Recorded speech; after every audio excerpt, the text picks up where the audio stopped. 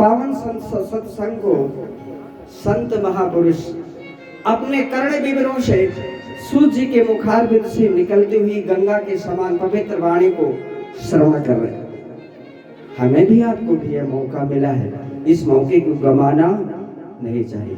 गंवाएगा वही जो पशु होगा, गंवाएगा वही जो पशु होगा। पशु को कितना सुना लो, कितना कुछ कर दो, पशु को कोई ज्ञान होता है क्या? इसलिए और देखो कितनी सुंदर बात, अगर हम मरना नहीं चाहते,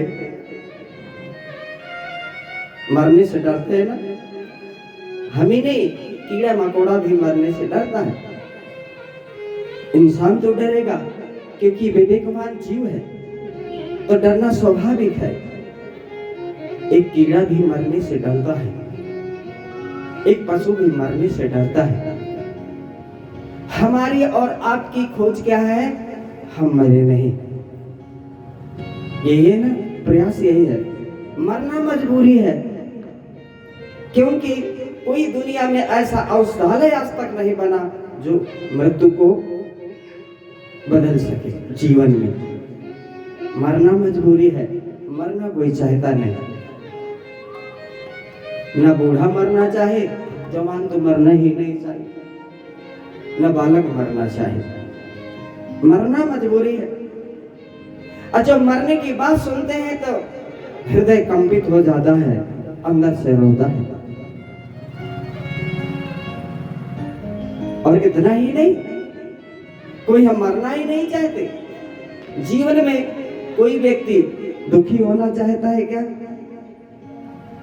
कोई ऐसा व्यक्ति मिले जो छाती में हाथ धर के कहे कि मैंने अपने जीवन को दुखी करने के लिए प्रयास किया, कोई यत्न किया। सारे लोग, सारे मनुष्य दुख रूपी इस शत्रु को मिटाने के लिए जन्म से लेकर मृत्यु तक प्रयास करते हैं, लेकिन एक दुख नहीं जाता है, दुख नहीं जाता। इंसान चला जाता है, दुख नहीं जाता। पर कोई दुखी होना चाहता है क्या? नहीं होना चाहता। और कोई अंधेरे में रहना चाहता है क्या? अंधेरा किसी को पसंद है क्या? सभी उजेले में रहना चाहते हैं। अर्थात सभी को विवेक चाहिए, सभी को ज्ञान चाहिए। कोई किसी के द्वारा ठगा जाए, ये कोई नहीं चाहता कि मेरा पड़ोसी मेरे को ठगे। चाहता है कोई? सभी ठगी से बचना चाहते हैं, लेकिन ठगी से बचे क्या?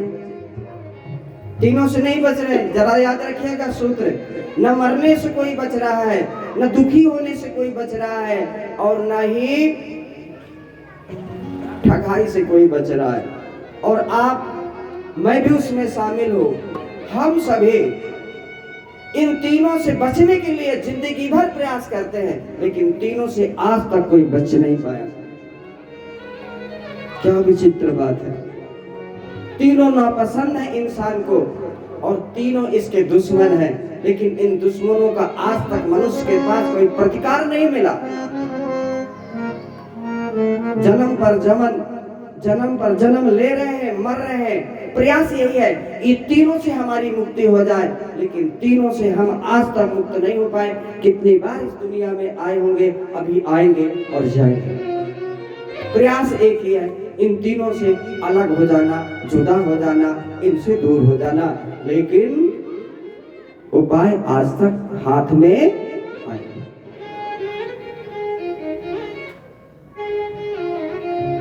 कितनी सुंदर बात कहते, सच्चिदानंद रूपाय विश्वोत्पत्त्यादि हेतवे। अरे भैया, अगर ये तीन चीजें आपको पसंद नहीं है ना, है किसी को पसंद? तीनों में से कोई एक पसंद हो? तीनों नहीं है। तो कितनी सुंदर ऋषि बात करते हैं, अरे सुन लो दुनिया वालों, अगर ये तीनों से आप बचना चाहते हैं, आओ हमारे पास, बैठो, हमारी बात सुनो, सुन करके मान लेना, सुन ही नहीं लेना, क्योंकि सुनने से बात बनने वाली नहीं है। बात बनेगी सुनकर मानने से। आओ। सच्चिदानंद रूपाय विश्वोत्पत्त्यादि हेतवे। अब ये तो तीनों चीजें हमें हमारे पीछे लगी है, सोते जगते चलते फिरते खाते पीते, ये पीछा नहीं छोड़ती। हर जगह ये मौत खड़ी दिखाई देती है, हर जगह दुख दिखा, जिस दरवाजे को खोलो दुख खड़ा हुआ मिलता है। अगर इनसे पीछा छुड़ाना चाहते हो तो सुन लो, ये तीन तुम्हारे साथ में है, ये तीन भगवान के पास है जो इनके दुश्मन है। अगर भगवान की वो तीन चीजें तुम्हारे जीवन में आ जाएंगी, इन तीन शत्रुओं का सर्वनाश हो जाएगा। तुम्हें स्वप्न में भी ये जागृत तो छोड़िए, स्वप्न में ये तीन शत्रु तुम्हारे जीवन में नहीं आएंगे। और जब यहाँ से अंतिम यात्रा होगी, क्या आनंद होगा। दुनिया वाले रो रहे होंगे और हम हंसी हंसी खुशी खुशी जा रहे होंगे। जब एक लड़की अपने ससुराल के लिए, पिया के घर के लिए झूठा रोती है, अंदर सुख होता है, आनंद होता है। अब दुनिया वाले कहेंगे ये तो हंसती हुई जा रही, इस बदनामी से बचने के लिए आंसू बहाते हैं। अगर उसके मन को टटोल को देखो तो दुखी नहीं है। अरे दुनिया वालों, यही तो मेरे पिया घर अर्थात ठाकुर के घर की बात है। दुनिया वालों को जैसे लड़की के अंदर का आनंद दिखाई नहीं देता, सबको रोता हुआ चेहरा दिखाई देता है, लेकिन अंदर जो बतासे फूट रहे वो किसी को नहीं दिखाई देते। इसी प्रकार दुनिया वाले रो रहे होंगे, मौत के बारे में सर पीट रहे होंगे, लेकिन जो जाने वाला है वो तो शानंद जा रहा है, आनंद से जा रहा है। उसको पता है मैं कहाँ जा रहा हूँ, कहाँ, अपने पिया घर जा रहा हूँ। किस बात की चिंता, मुझे किस बात की चिंता। सच्चिदानंद रूपाय विश्वोत्पत्त्यादि हेतवे। मरना भगवान में नहीं होता, और दुख भगवान में नहीं होता, और अज्ञान भगवान में नहीं होता। देखो, और एक बात बताएं, समय बहुत सत्संग बड़ा विचित्र है, समय बहुत नजदीक। कभी सूर्य ने अंधेरा देखा होगा, कल्पना कर सकते हैं? कभी अंधेरे ने सूर्य देखा होगा, कल्पना कर सकते हैं? कर सकते हैं? क्या सूर्य और अंधेरे को, रात्रि को मिला सकते हो? एक दूसरे से मिला सकते हो? है कोई दुनिया में ऐसा वैज्ञानिक जो दोनों को मिला दे, दोनों का साक्षात आमने सामने करवा दे? है किसी में दम? आज तक कोई ऐसा विज्ञान का अनुसंधान नहीं मिला जो दिन और रात्रि का साक्षात्कार कराए। हो सकता है क्या? क्या गजब की बात है। तुम अंधेरे को कभी प्रकाश से नहीं मिला सकते, और प्रकाश को कभी अंधेरे से नहीं मिला सकते। इसी प्रकार तुम कभी भी, जब भगवान को तुम मिल जाओगे, भगवान तुम्हें मिल जाएगा, ईश्वर तुम्हारे हाथ लग जाएगा,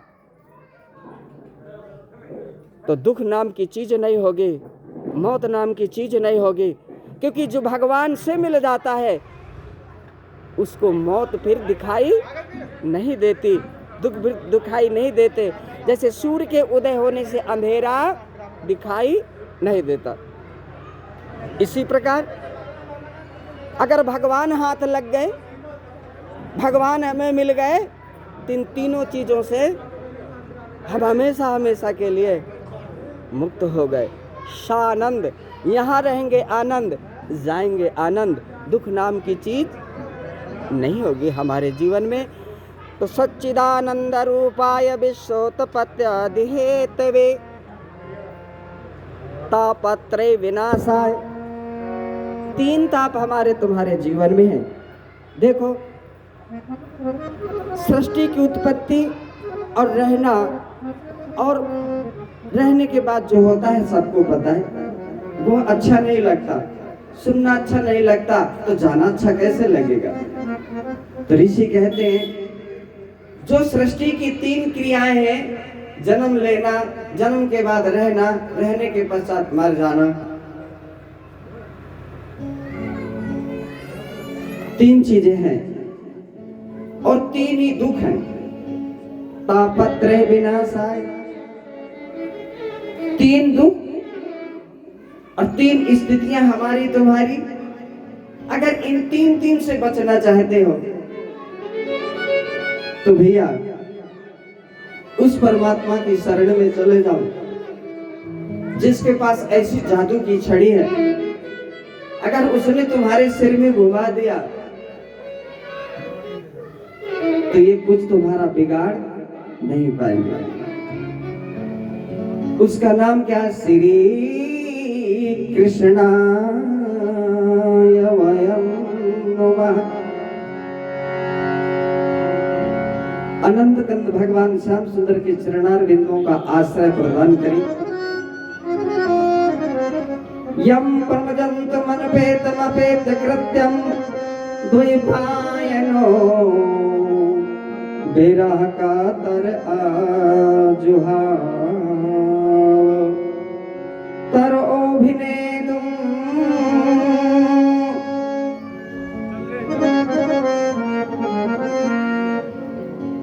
इस कथा के महान प्रणेता श्री सुखदेव महाराज जी का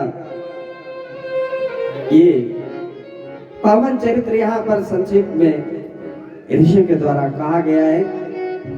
88,000 ऋषि जहाँ बैठे हुए उस पावन पवित्र भूमि का नाम नैमिषारण्य। 88,000 ऋषि बैठे हैं बंधुओं, उस भूमि का नाम